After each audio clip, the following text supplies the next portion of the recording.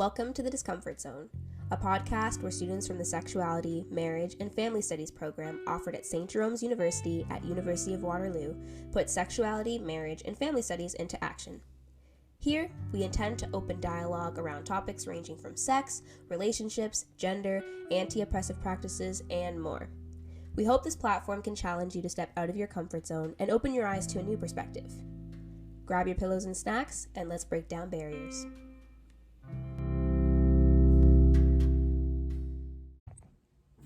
Welcome to my Femmephobia makeup tutorial. Because I wear a lot of makeup, you can tell them I'm actually going to be bad at my job.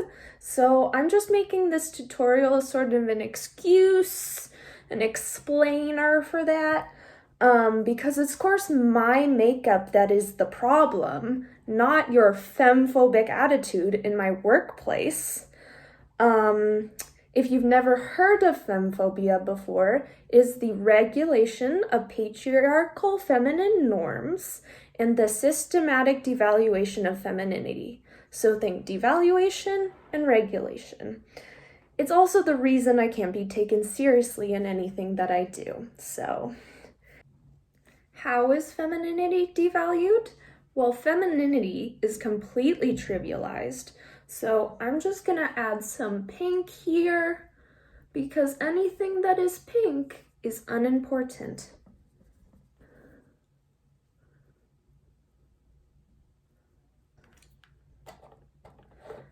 Femininity is also devalued as something that is too personal, so I'm just gonna add some blue here to represent my tears.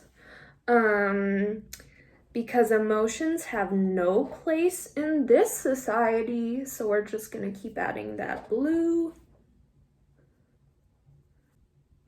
Femininity is also the reason that feminine people are sexually victimized. No. It has nothing to do with an offender choosing to touch me. It's because I was wearing pink. So I'm just gonna put some red here, like a giant stop sign, telling people to stop touching me.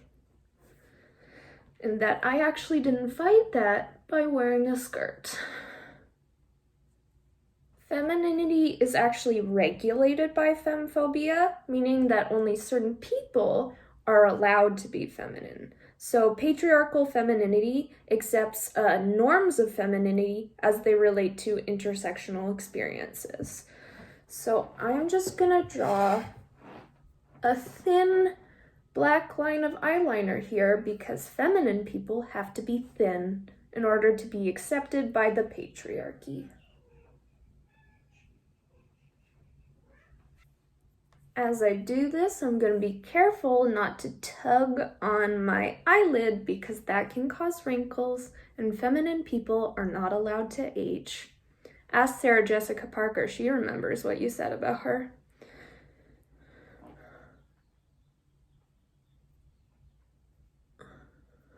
Also, you can see my hand tremor here. It's a disability, but don't worry, this video is just for educational purposes only.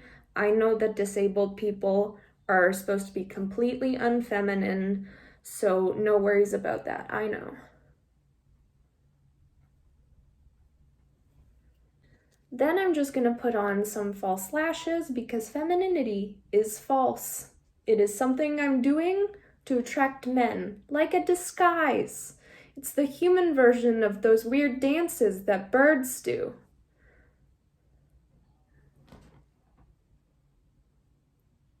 See, just like a bird.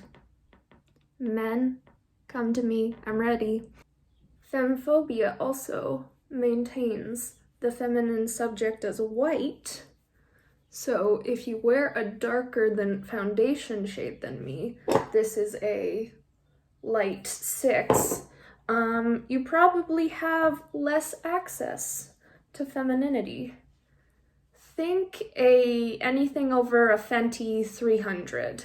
Now I'm just gonna add some concealer because research on women in STEM shows that they have to conceal their femininity in the workplace in order to be taken seriously. Maybe you have to conceal for a bunch of other reasons, like your family holds patriarchal values, you're trying to get ahead in school, it makes your romantic partner uncomfortable, or you are a man, and any femininities can seen as completely unacceptable only for women, not even women, only for people born with vaginas. I was born with a vagina, so I'm just doing a bit of concealing, just to be taken seriously at work. So this is the final look. And again, it's very feminine, so you're not going to want to wear it to work or to school or with your family or with your partner. If you're gay, remember femininity is only for men. If you're not white, if you're not thin, if you're not able-bodied, if you don't have a vagina. Again, in none of those cases should you do this very feminine look.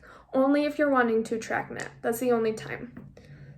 So, but in all seriousness, femmephobia is something that feminine people, not just women, deal with every day, and it can have a big impact on their lives and the way that they feel about themselves. So the next time you completely ignore your coworker's idea because they are wearing a pink blouse, maybe think about why that means, why you're doing it, what's it contributing to.